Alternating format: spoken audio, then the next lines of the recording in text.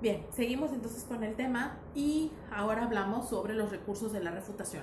Y el primer recurso de la refutación que vamos a ver se llama la impugnación. Bueno, ¿qué es la impugnación? La impugnación consiste en negar la validez o la legalidad de una tesis o una conclusión por considerarla falsa. Esa es impugnación mediante errores en la argumentación porque hay premisas, hay argumentos contradictorios con los hechos conocidos. Por ejemplo, la impugnación sucede cuando tú estás escuchando a la otra persona y de repente dice algo que no tiene sentido, que no tiene razón de ser, y entonces tú ordenadamente levantas la mano e indicas que quieres hacer una contraargumentación, se te da el lugar, te dice, adelante compañero, exprésenos su opinión al respecto, y entonces tú empiezas a decir, con el debido respeto, pero lo que usted está comentando es incorrecto. Usted está presentando un argumento que no tiene solidez, que no tiene, que es, la información es inadecuada. Si usted pudiera consultar la información que nosotros traemos, que hemos conseguido, la información es esta, bla, bla, bla, bla, bla, bla, bla, bla, y empiezas a presentar toda tu información con respecto a lo que se dice al contrario. Por ejemplo, un tema que pudiéramos impugnar podría ser por ejemplo, ahorita hay un debate muy fuerte sobre la nueva ley que se aprobó de que los padres ya no pueden ejercer castigos físicos a sus hijos, o sea, pegar cinturonazos, chanclazos y no sé qué tantas cosas. Bueno, hay dos posturas, las posturas de los de mi generación, que crecimos pues literalmente a punta de chancla y que para nosotros es absurdo porque decimos, oye, pues a mí me pegaron y pues no crecí tan mal, no, me disciplinaron. Y entonces está la otra parte que dice, no, es que los castigos físicos no contribuyen, lastiman, humillan, bla, bla, bla, bla. Están esas dos vertientes. Entonces supongamos que una persona del lado que dice que los castigos físicos humillan y que no sé qué tanto, dijera, es que en nuestro país todos los padres de familia son unos abusivos, agresivos, violentos, porque le quieren pegar a sus hijos y no los aman. Eso es falso, porque una disciplina no significa que el padre no le quiera, ¿no? Al contrario, significa que está interesado en mejorar su calidad de vida. Obviamente, pues hay sus límites, ¿no? Pero esta persona está totalmente polarizada a que todos los padres de familia somos malos. Y entonces ahí es una falacia, porque no todos los padres son malos, pero tampoco todos los hijos son buenos. Entonces ahí empieza a ponerse, bueno, a lo mejor tú en este momento dices, no, maestra, todos son malos. Pero no es así. No todos son malos, ni todos los hijos son malos, sino que debe haber un balance. Y entonces podemos impugnar ese argumento diciendo, eso es falso. Porque, por ejemplo, a mí no me tocaron malos padres. ¿Cuántos de ustedes les tocó malos padres? Todos tuvimos la oportunidad de ser disciplinados, criados en el hogar, bla, nos dieron esto, nos dieron aquello, y también tuvimos disciplina, y la disciplina fue efectiva, porque muchos de nosotros somos personas profesionistas, y tenemos hogares, y tenemos etcétera, etcétera. Las personas que no fueron disciplinadas tienen problemas de conducta social, y empiezas a expresar entonces tu impugnación. ¿Ok? Por ejemplo, un ejemplo de impugnaciones: no es verdad que todas las aves vuelan. Y es correcto, porque los patos no vuelan y son aves. Entonces, decir todos los pájaros vuelan o todas las aves vuelan es una falacia, porque está comprobado científicamente que hay aves que no lo hacen. Muy bien. El segundo recurso para la refutación se llama por concesión. Por concesión. Es decir, se le concede al adversario algo de lo que nos opone, pero le demostramos que no concluye con verdad. Por ejemplo, ahí va. Dices que es difícil. Yo creo que no. Pero aun cuando lo fuera, debes hacerlo. El debate de las tareas. Es que las tareas son innecesarias, no ayudan, no contribuyen a nada. ¿Se acuerdan de ese debate? ¿Y se acuerdan que en algunas escuelas cancelaron las tareas? Bueno, pues resulta que al no tener tareas los hijos en casa, les quedaba mucho tiempo libre y empezaron a bajar en su rendimiento escolar. Resulta que el propósito de las tareas efectivamente es reforzar el conocimiento del aula. Y entonces, ciertamente hay unos maestros que castigan más con tareas y así sucesivamente, pero ese no es el punto hoy. Y entonces, bueno, nos presentan ese argumento. Es que las tareas suponen un trabajo extra para el alumno, se estresa, no le contribuye, bla, bla, bla, bla, bla. Vamos a tomar por concesión una parte de ese argumento, es decir, por acuerdo, lo vamos a tomar y vamos a decir, tienes razón, tienes un punto. Producen estrés. ¿Cuántos de nosotros nos hemos dormido hasta la 1 de la mañana haciendo tareas? Muchos, pero parte de ese trabajo extra que hacemos con las tareas es por nuestra culpa, porque no nos organizamos bien, porque nos quedamos dormidos en la mañana y no lo hicimos en el tiempo de la hora que debía de ser, porque lo dejamos para lo último, teníamos un mes para elaborar el trabajo y lo hicimos una hora antes. En fin, hay muchas formas de decir, tienes razón, estresa, pero no es responsabilidad del maestro el exceso de la carga de trabajo, sino que el alumno es quien no está haciendo su parte. Entonces le damos como un puntito a ese argumento, pero también le vemos el pro y el contra, ¿ok? El tercer tipo de recurso para la refutación es por retorsión, ¿ok? No es de retorcer, sino vamos a ver en qué consiste. Y consiste en combatimos al contrincante dándole la vuelta a sus mismas razones y se extrae una conclusión opuesta.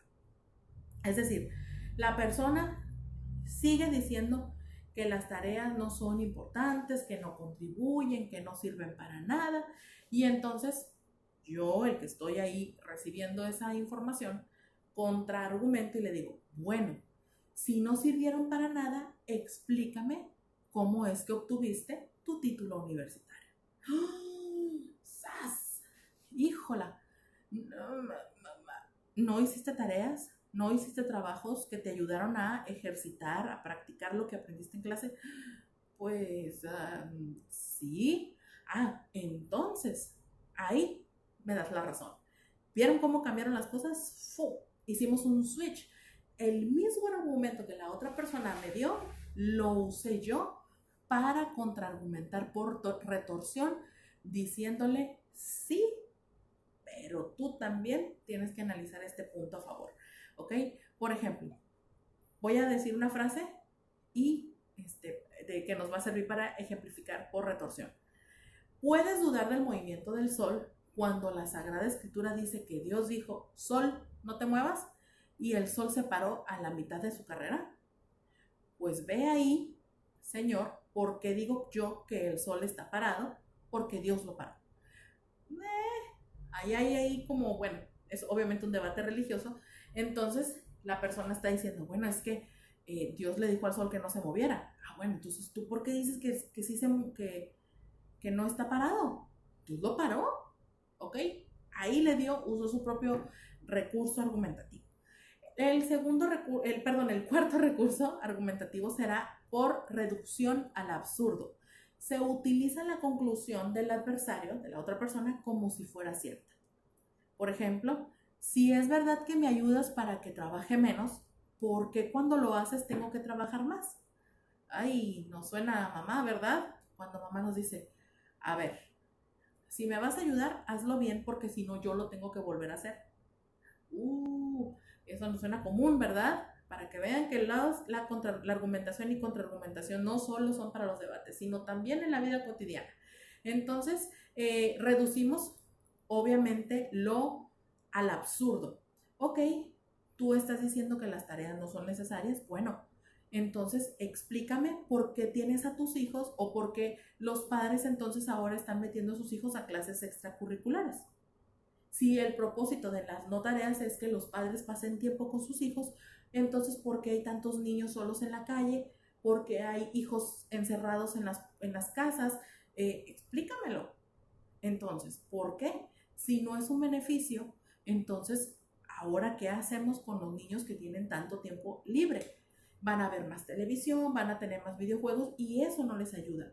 estoy usando sus palabras para darle una, ahora sí como decirle, uy, o sea, reflexiónalo, piénsalo, analízalo. Obviamente no se lo voy a decir así, no, tonto, reacciona, no, porque eso es grosero. Pero sí le estoy diciendo, o sea, usemos nuestra lógica y pensemos bien lo que estamos diciendo. Básicamente eso es lo que estamos diciendo. Entonces, el quinto recurso, para la refutación es por contradicción. Se demuestra que lo que se expone contiene afirmaciones que se oponen entre sí y se destruyen. Por ejemplo, dices que la amas, pero no la tratas con cariño. Por ejemplo, cuando alguien te dice, oh, yo te amo mucho, y te trata con la punta del pie, eso no es amor. Ahí hay una contradicción. Cuando, por ejemplo, tú le dices a tu mamá, no, mamá, pues es que yo ya limpié mi cuarto, pero cuando vamos a tu cuarto, el cuarto está volteado. Y tú dices, sí, sí, claro. Y tu mamá te dice, no, no está limpio, tienes que limpiarlo. Ahí hay una contradicción. Hay un argumento, tú dijiste, sí está limpio, y tu mamá con pruebas y con tus propias palabras te está diciendo que no, y entonces lo tienes que hacer. Por eso es que es muy importante prestar atención a lo que la otra persona dice y tomar anotaciones. Hay personas que dicen, no, es que, por ejemplo, como lo que platicábamos en clase pasada sobre el aborto, de que decían que hay grupos feministas que defienden a las mujeres de la violencia de género, intrafamiliar, etcétera, etcétera, pero no protegen a las niñas, a las bebés que se encuentran en el vientre de su mamá, porque para ellas no existen. Entonces, esa es una contradicción. A ver, si yo desde los 4 meses, 5 meses sé que tengo una niña, entonces, ¿qué la hace diferente? Que no está afuera, pero ya es una niña. Ella ya tiene sus órganos genitales de niña. O entonces, ella no tiene derechos. Y entonces empieza ahí la contradicción. Oye, bueno, pero si ya tiene voluntad, ya, o sea, ya ella se mueve, respira, ella tiene ya su identidad de niña, entonces debemos de defenderla también aquí. Esa es la contradicción en la que están cayendo muchos de estos argumentos, pero no vamos a entrar en esos detalles, ¿ok? Entonces, ya sé que si estuviéramos en vivo aquí tuviéramos un buen debate. Y a final de cuentas eso es lo importante, muchachos, que cada uno con su experiencia, porque ustedes tienen experiencia, aunque sean jóvenes, tienen experiencia, han escuchado casos, los han vivido, a lo mejor con parientes cercanos, quisiera no creer que a nivel personal, pero ya tienen una experiencia y entonces ustedes tienen fundamentos también para expresar su opinión siempre y cuando sea, acuérdense, de una manera respetuosa y siempre pues con evidencias, ¿ok? Muy bien, el sexto paso para la refutación se llama por adinatón. Adinatón. Y esto quiere decir que se relatan las cosas que son imposibles. Por ejemplo, fue tal el susto que corrí a 10,000 kilómetros por segundo. Es imposible, eso no va a pasar. O por ejemplo decir, en México cada segundo mueren 1 millón de niños. Pues oye, si somos más de 3 millones de habitantes, ¿cómo va a ser posible eso? Quiere decir que más de la mitad son niños y que se están muriendo. Eso es un adinatón, es decir, que se está relatando algo imposible. Cuando presentes tu argumento, hay que presentar realidades, no subjetividades, ni tampoco pensamientos al aire.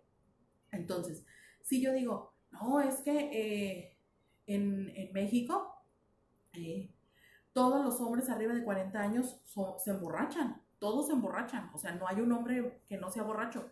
Estoy exagerando, estoy diciendo un imposible porque sí hay hombres que no se emborrachan y entonces yo estoy diciendo una mentira y una exageración.